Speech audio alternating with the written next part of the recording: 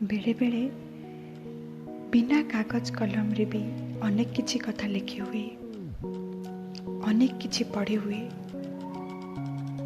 नीरवतार कांथ उपरे हठात एक धूलिझड़ परी अनेक भावना, अनेक कल्पना, चिंता चेतना आसी धूली परी जमाट बांधी जाए।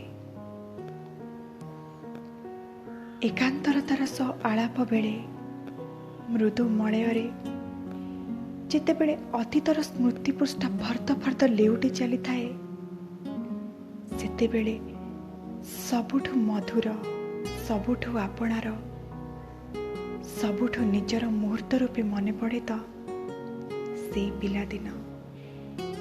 ହଁ, ସେଇ ପିଲାଦିନ। टिप टिप वर्षा देखी बेले बेले इच्छा हुए कागज डंगा भसैवाकू।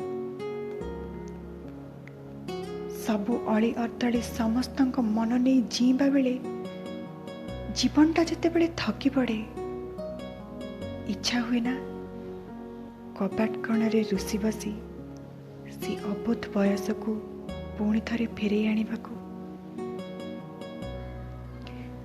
पुणी थरे जिद्दी सबु अली को बोर पणद तले ढांकी देवाकू। इच्छा हुए ना जीवनर अंक खातारे सबु अंक को पुणी थरे भूल कर देवाकू। इच्छा हुए ना सबु जानी सबु बुझी पुणी थरे निर्बोध पालटी जीवाकू। जीवनर वर्णबोध बहीटे धरी इच्छा हुए पुणी थरे जीवनर वर्णमाला शिखिबाकू।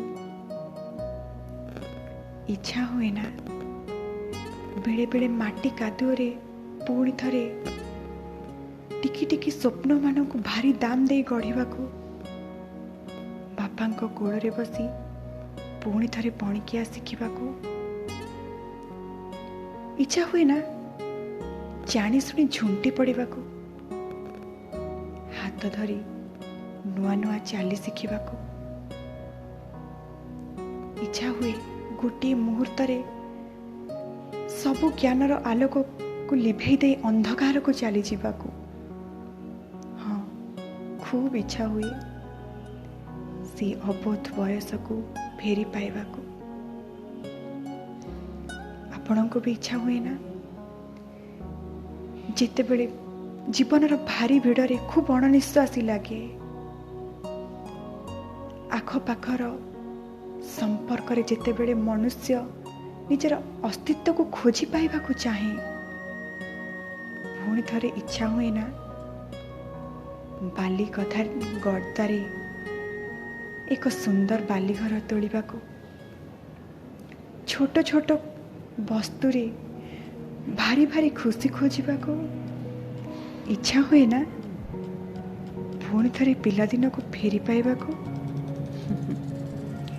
कविता नुहे बास किछिटा शब्द रे ये तो मनर कथा जाने मो भली आपण मानक हृदय रे भी चापी होइतिबा ए भी आपणक मुक्त मनर कथा।